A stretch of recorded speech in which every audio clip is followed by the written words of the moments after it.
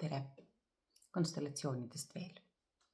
Ma tahaks täna rääkida sellisest teemast, miks konstellatsioone kutsutakse süsteemseks meetodiks ja mida see sõna süsteemne seal ees tähendab ja kuidas see aitab klienti, kuidas see aitab konstellööri, kui ta teab süsteemi. Nimelt ma olen oma eelnevates vestlustes ja kirjatükkides juba väga mitmel korral maininud, et konstellatsioon on süsteemne meetod. Vaat mida see sõna süsteemne sellest tähendab? Ma olen ka öelnud seda, et me kõik oleme väga paljude erinevate süsteemide elemendid ja kuulume paljudesse erinevatesse süsteemidesse. Ja kõik süsteemid alluvad ainult 3 põhireeglile. Kui need 3 reeglit on täidetud, kui nendes ei ole rikkumisi, siis süsteem areneb, toimib täiesti tervel moel. Ja nii ka inimese elu, ka elu on süsteem. Meie keha on süsteem, meie kuuluvus perekonda või suguvusse on kuuluvus süsteemi. Aga mis need 3 reeglit on? Esimene kindlasti on koht, teine on kuulumine või kuuluvus ja 3 on hierarhia. Ma räägin pisut lähemalt nendest igast kohast, et te saaksite võib-olla mõelda seda, kuidas see teie elus välja näeb. Kõigel siin maailmas on koht. Ka teil on oma õige koht. See, ja mitte ainult inimestel, vaid ka sündmustel on koht. Ja kui me eitame mingisugust olukorda, kui me eitame näiteks või välistame või tõrjume oma süsteemist välja kas iseennast või vahetame kohta, läheme kuidagi vanemaks oma vanematele või lapseks oma lapsele, mida juhtub väga sageli ja väga lihtsalt, siis see koht, esimene reegel on juba nagu paigast nihkunud. Kui me teeme konstellatsioone, siis ülitihti ma kirjutan ja räägin sellest, et me anname konstellatsioonis koha. Kõigele, mis on juhtunud, kõigile, kes on selle süsteemi osad, nendele tuleb anda koht. Kas me tahame mingisugust sündmust, olukorda või inimest tunnistada või me ei taha seda teha, tal on oma koht ja see koht on vaja lihtsalt anda.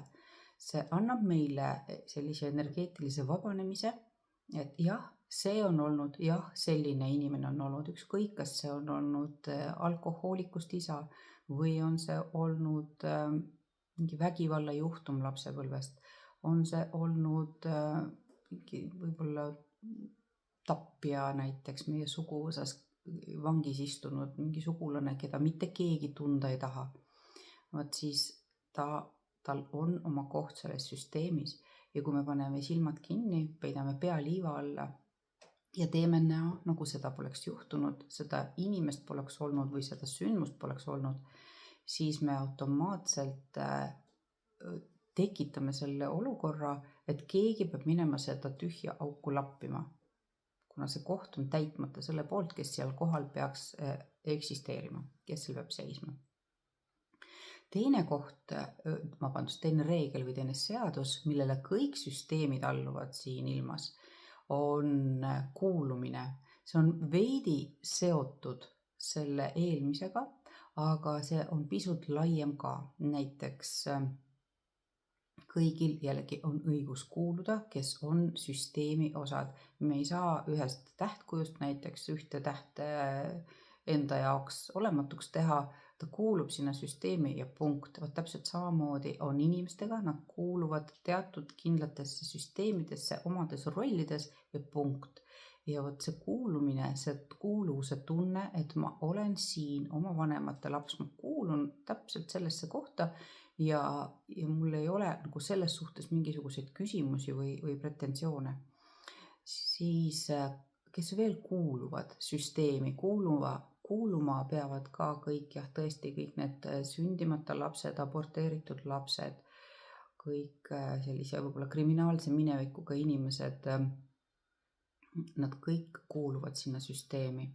Ja lisaks sellele muutuvad süsteemi osa, ja kui me räägime endised partnerid, onud-tädid, kõik, kes on selle süsteemi osad, nad kuuluvad sellesse süsteemi, kedagi ei saa tõrjuda.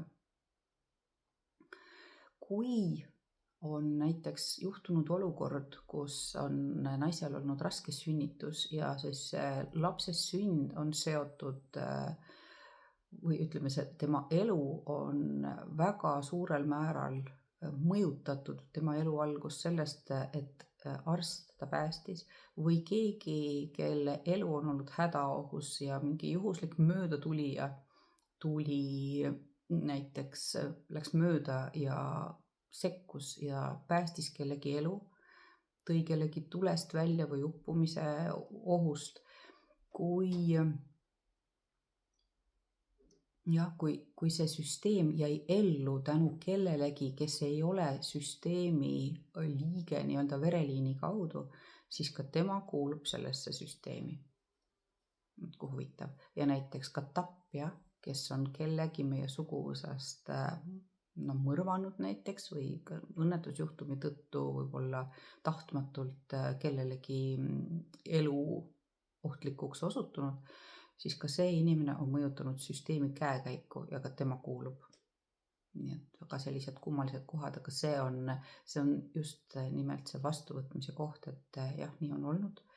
Seda muuta ei saa, sellega tuleb lihtsalt nõustuda, et saaks minna edasi. Siis ei tõmba see nii-öelda minevikku energeetiliselt tagasi. Ja 3.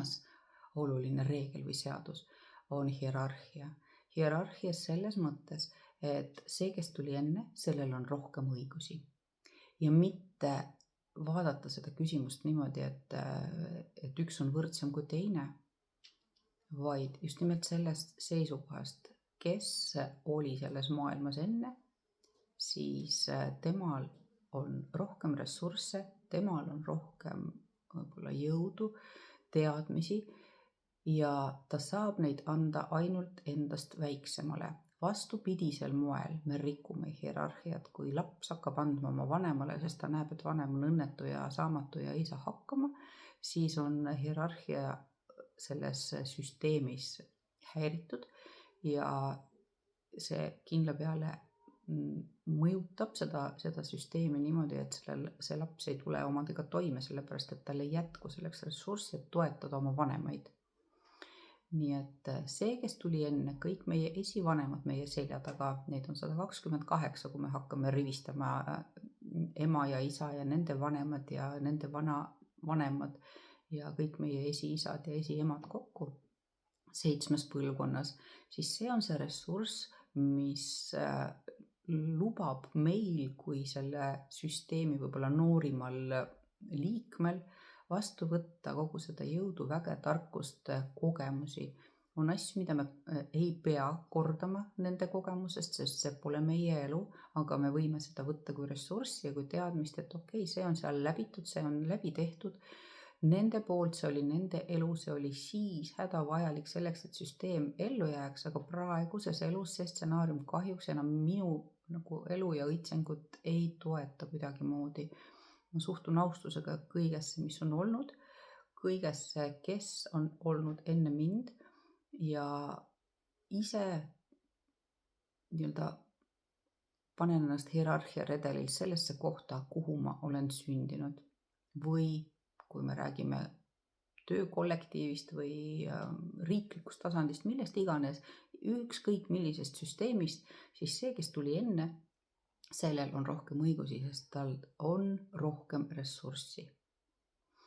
Nii et te võite kõik nüüd hinnata võib-olla oma elu sellest aspektist, kas te tunnete, et vanemad on kindlasti teie selja taga, kas teil on mõni sugulane või sündmus või juhtum või inimene, endine partner, keda te näha ei taha, kellest te mitte midagi teada ei taha, keda te ei tunnista ja vastu ei võta, sest ta tegi teile väga palju haiget, siis ka see koht on vaja justkui nagu tervendada selleks, et see teie elu tulevikus enam ei mõjutaks ja olevikus. Ja kas te olete oma kohal ja kas kõik teised, kas su laps on sinu ees lapsena või nõuad või püüad sa temalt mingisugust abi või toetust saada, sest sul endal napib ressurssi. See näitab lihtsalt selle ära, et sa ei ole ise kusagil õiges kohas ja mingisuguse süsteemi reegli vastu on eksitud. Nii et konstellatsioonis on seda hästi kiiresti võimalik tuvastada, kus kohas me oleme omadega vähe metsa läinud. Kõigel on kindlasti oma põhjus. Need nihkumised ja lõimumised on kõik alateadlikud, aga kahjuks on nad ka meie elu pidurdavad või takistavad teatud aspektides. Nii et kui on tunne, et su elus on mingisugune blokeering, kui sa tahaksid teistmoodi, aga ei suuda, siis konstellatsioonis on võimalik vaadata, millise süsteemse reegli vastu on eksitud ja me saame seda kenasti ära väljal lahendada nii, et kõik saaksid oma koha, kes peavad selle saama, et kõik kuuluksid, kes peavad sinna kuuluma ja et ka hierarhia oleks paigas. Nii et tere tulemast konstellatsiooni, kui sul on teatud küsimusi iseenda kohaga, iseenda kuuluvusega ja hierarhiaga süsteemides, kuhu sa kuulud. Aitäh!